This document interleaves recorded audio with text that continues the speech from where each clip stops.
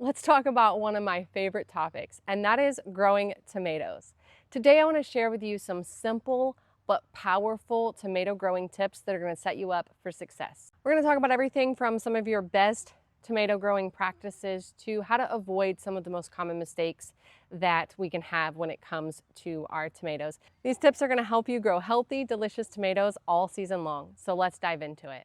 Let's start at the beginning, and that is when it comes to starting your tomato seeds. Now, a lot of people will buy tomato transplants, and if this is you, tomato transplants are a great way to go because you can propagate your tomato plants if they're an indeterminate variety. And also, tomato plants aren't super expensive, but you do get an abundant harvest. So not everything is great to grow by transplant, but tomatoes are one of those things that if you're gonna buy a transplant, it is worth the money. However, starting your tomatoes by seed is incredibly rewarding, and it's really not too difficult. It's a pretty straightforward process, as long as you keep some really important things in mind. If you're starting your own tomatoes by seed, you have a lot more variety options than you're gonna have by buying your plants at a nursery. However, the plants at your local nursery are probably going to be a little bit more acclimated to your growing environment, and they're going to be tomato plants that generally do well in your area. And when it comes to starting your seeds, you're going to want to start them indoors about 6 to 8 weeks before your last frost date. You're going to want to make sure that you have a decent grow light setup. I will try to leave some options linked down below if you just want to buy some grow lights, but you can create your own setup. It's not too difficult to do with some shop lights and, like a wire rack or shelving of some sort. But the thing about tomatoes is it's really important that they have a lot of light. And if you're starting them indoors, obviously they don't have access to sun. You want to make sure that they're getting 12 to 16 hours of light per day. And if this is, like I said, indoors, it's going to be an artificial light. Now, I'll be honest with you, I don't normally start my tomato seeds indoors because I'm in Florida. I don't have a grow light set up inside. I have done it before when I lived in North Carolina. So I start my seeds outdoors in a location that's a little bit protected, gets a decent amount of sun, but also has a little bit of shade in the harshest part of the day. But for most places, especially those in the United States, you're gonna wanna start your seeds indoors. Like I said, about 6 to 8 weeks before you plan to plant them outside. You're gonna wanna start with a good seed starting mix. A lot of people will tell you to start in smaller containers and then pot up. When I plant my tomato seeds, I skip this step. To be honest with you, I'm not doing all of that extra work. I grow them in cups that are big enough for the tomatoes to grow big and strong before I plant them in my garden. I give them enough space for healthy root development right from the start. Tomato seeds are going to germinate when temperatures are kept warm.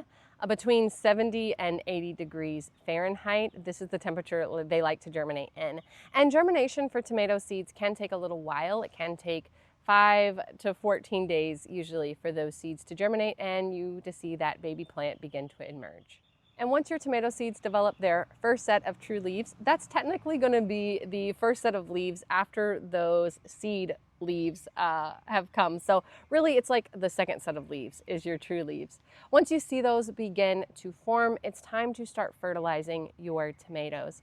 I put mine on a schedule of every 2 weeks, and it's really important when we're talking about these tiny little tomato seedlings that we are reducing the strength of our fertilizer. I use something like AgroThrive, which is pretty gentle anyway, but even then I use it at half strength. You may even want to use it at a quarter strength. The thing about it is you want to give your plants a little bit of support and help them grow strong without overdoing it. And I will keep them on this 2-week fertilizing schedule until they begin to really start setting fruit. And once your tomatoes are ready to go outside, about 6 to 8 weeks of growing under your grow light setup, you want to make sure that you do not skip that hardening off process. And what that really is you're going to take about 7 to 10 days to get your tomato plants acclimated to the outside environment. You got to realize that when we bring them inside, they're under grow lights in a very controlled environment. There's no bugs, there's no wind, there's no high fluctuations in temperature or intense sunlight or rain or any of those things for the tomatoes to contend with. So because of that, to be honest with you, our plants are actually a little bit weaker. than they would be if they had been outside this entire time. So the way that we get them acclimated to this outside environment is through this hardening off process, where we start with the first day we put them outside for an hour to 2 hours, maybe in a slightly shady location. The next day we increase the length of time that they're outside, and we also start exposing them to more of the elements until we finally get to the point that they're able to stay overnight in their final location, or the location where we're going to plant them in.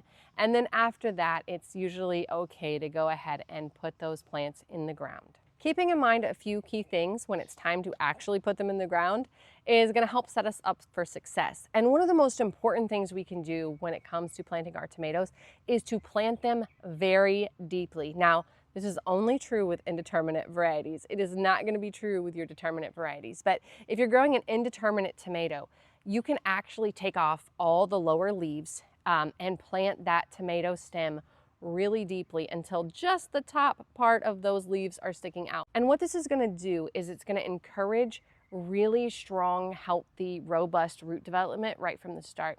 And it's going to look a little crazy because you have just this tiny little bit of foliage on the top.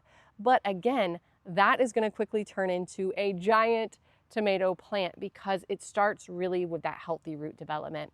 By planting it really deeply, we're encouraging more roots to develop along the stem and setting that plant up for success over the length of the growing season. Make sure that you have a spot that gets ideally at least 6 to 8 hours of full sun per day. And then, it could have some shade, ideally like some afternoon or evening shade would be best for your tomatoes to kind of help prevent against sun scald.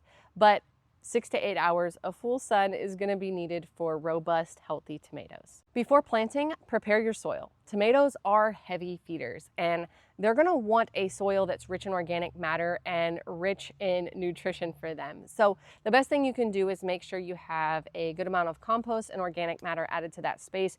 Use an organic granular fertilizer if you have it.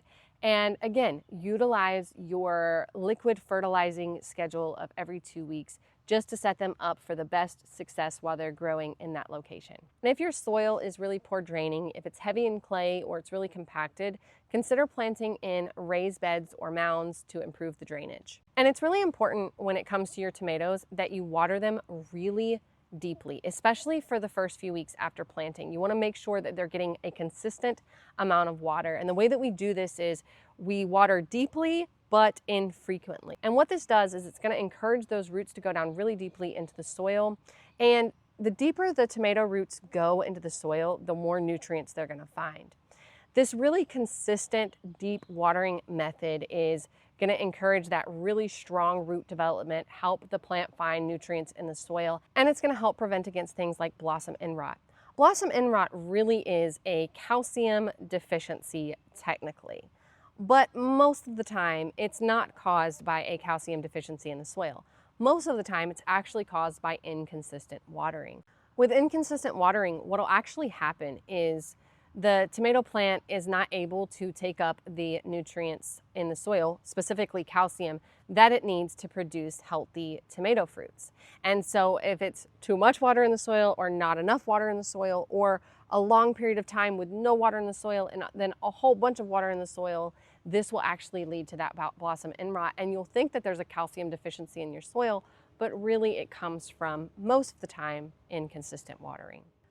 Adding mulch around the base of your plant is going to go a long way in moisture retention, keeping that soil really cool, and kind of helping protect the roots of that plant as they get established. My preferred method, you guys have probably seen it if you've watched any of my other videos, but my preferred method of mulching is going to be using pine shavings that I get from my local Tractor Supply store. Really, straw, hay, grass clippings, leaves, any of that though is going to work as a mulch around the base of your tomato plants. The thing is, just don't keep that soil uncovered. And when it comes to timing your transplant, you want to make sure that those nighttime temperatures are above 50 degrees consistently. Tomatoes don't like it if it gets too cold. They can handle a little bit colder temperatures than peppers, we've talked about in other videos, but nighttime temperatures still need to be consistently above 50 degrees before you transplant them into their final growing location. Temperatures colder than that, they might survive, but be stunted, and it could delay fruit production or stop fruit production altogether. And let's talk about picking the right varieties for your space. Let's specifically talk about the difference between determinate and indeterminate varieties. So when we say the term determinate, what we mean is the tomato plant is going to get to a determined height. It's going to set all of its fruit at once, and then it's going to die. When we talk about indeterminate, we're talking about a tomato plant that's going to grow through the entire growing season unless it's killed by frost or disease or pest or something else that comes along. But indeterminate means it really is going to continue to grow until it's killed off, and it's going to continuously produce fruit throughout the growing season. When it comes to determinate varieties, a lot of people will choose these when it comes to canning or having tomatoes that they can preserve, because the determinate varieties are going to produce one flush all at one time, or maybe a couple of flushes, small flushes, over a short window of time. Indeterminate tomatoes are going to need a lot of support, a trellis system. I've talked about this in other videos, but there are a lot of different trellising options. The main thing to remember when it comes to your indeterminate varieties, though, is they are going to need support. If you allow them to ramble on the ground, they will do this, but you're going to have a lot of disease. I have experienced this before by letting them go wild, so something to keep in mind. Your determinate varieties may also need some support, but usually with determinate varieties, a tomato cage will actually work well here. Tomato cages will not work for your indeterminate varieties, but they will work for your determinate varieties, or like a simple method of staking them. Determinate varieties, you're not going to want to do a lot of heavy pruning. You can take off the lower leaves, but that's about it. Whereas indeterminate varieties, you can actually take off everything except for the main stem if you want to grow it that way. You're also going to see terms like heirlooms and hybrids. When it comes to your heirlooms, these are known for rich, robust, beautiful flavor. These are tomato varieties that if you save the seed from them, they're going to grow true to that same variety the next year and the next year and the next year. The thing about heirlooms, though, while a lot of times they are more flavorful and you may like the flavor of your heirloom varieties more than your hybrids, they tend to be less resistant to pest and disease and things like that. And so when it comes to the heirlooms, there's usually that trade-off of they might be a little bit harder to grow, it might be a little bit easier for them to die, but they're usually more flavorful, and you're able to save the seeds and get a true heirloom variety from those seeds the next time you plant. So for a lot of these reasons, though, people will tend to go with hybrids. I love hybrids. Hybrids typically are going to be a little bit more disease resistant. They are bred for different climates and different regions and to be resistant against different diseases or pests and things like that. They're bred usually to be a little bit more resilient. So the thing about hybrid varieties is you can save the seeds, and I'm going to be honest with you, I encourage you to save seeds. Those seeds aren't necessarily going to be true to variety. There's going to be a mystery about what type of tomato plant you might get in saving those hybrid seeds. Picking the right tomato for your garden, your growing climate, and your growing conditions, like whether you're growing in a raised bed or containers, or how long your growing season is, knowing these things and picking the right variety is going to go a long way in helping you be successful when it comes to growing your tomatoes this season. And how heavy you prune your indeterminate tomatoes is going to be highly dependent on the trellising option you use. The important thing to remember here is you want to provide a lot of good airflow to prevent against disease and pest infestations. If you're using something like the single stem pruning method, growing up an 8-foot post, you're going to want to regularly check for suckers and remove them. Literally, you could check probably several times a week and have to remove those suckers. This year, I'm using a chicken wire and T-post trellis system, but I will still remove some of the suckers from my tomato plants. I don't have to be as heavy with my pruning, but I will still remove some just to kind of help give my tomato plants enough good airflow and keep them, again, up off the ground and provide support. I use jute twine to tie my tomatoes up, whether I'm using an 8-foot post, bamboo stakes, or my chicken wire trellis system. The jute twine works really well for all three of these different options. And I've covered sucker pruning more in depth in some of my other videos. I've covered exactly how to do the trellis setups more in depth in some of my other videos, so I encourage you to check those out. But here's the really cool thing. You actually can propagate your tomatoes.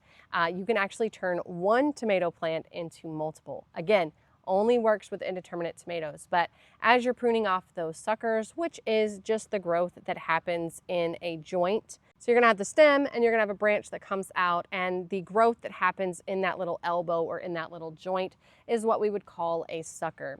If you remove that, you can actually put it in water or directly in the soil. It will begin to form roots all on its own, and you'll get an entirely new tomato plant, which is really cool if you want to have multiple tomato plants from just one. Let's talk about the best part of growing tomatoes, and that is harvesting them. Once you pick your tomatoes, do not put them in the refrigerator. Best thing to do is allow them to ripen at room temperature on your counter, and just try to use them before they go bad. If you absolutely have to put them in the fridge to keep them fresh, wait until you absolutely need to do so. As your tomato plants are producing throughout the growing season, pick your fruits early and pick them often to encourage them to continue producing.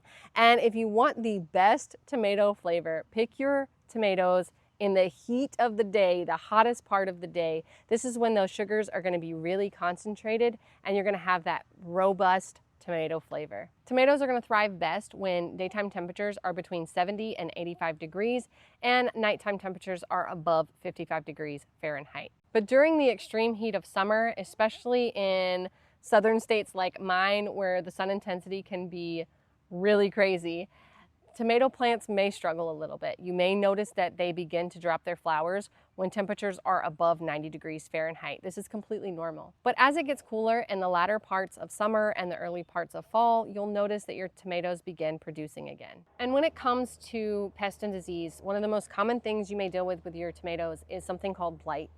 And to be honest with you, I have never found a way to prevent blight from coming in to my tomato plants. It's always a matter of when and never a matter of if.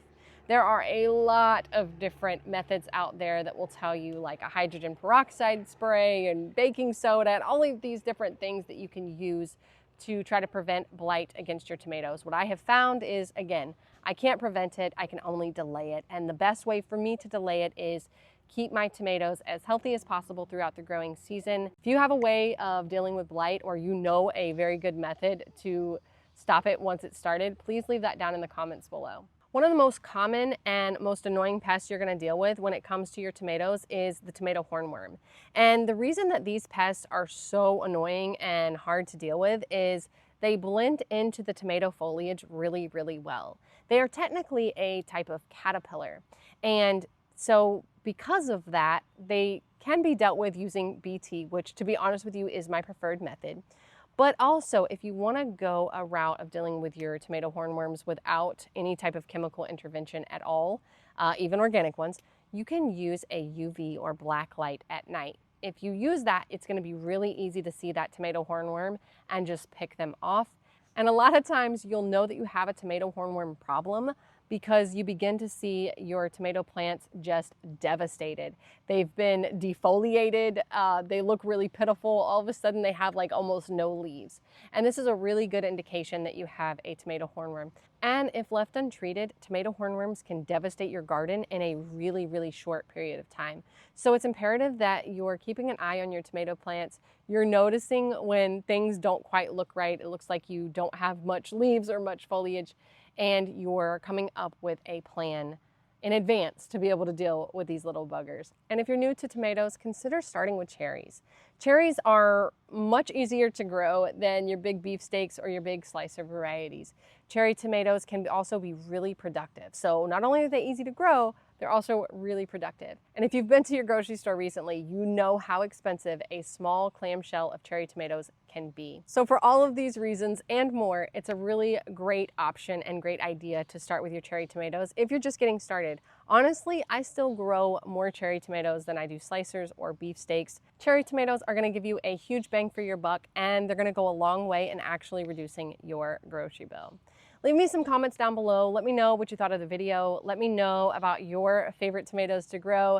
Let me know about some growing tips that you have for your tomatoes if you've been growing them successfully, or any questions you might have about how to grow your tomatoes this growing season. I'm going to leave some videos on your screen until the next ones come out. I'm also going to link in the description box below some of my favorite gardening products. These are affiliate links, so I will earn a small commission if you purchase through them at no additional cost to you, and it goes a long way in supporting the channel. I thank you guys so much for watching. May your garden be full of grace. May you be abundantly blessed. We'll see you next time. Bye.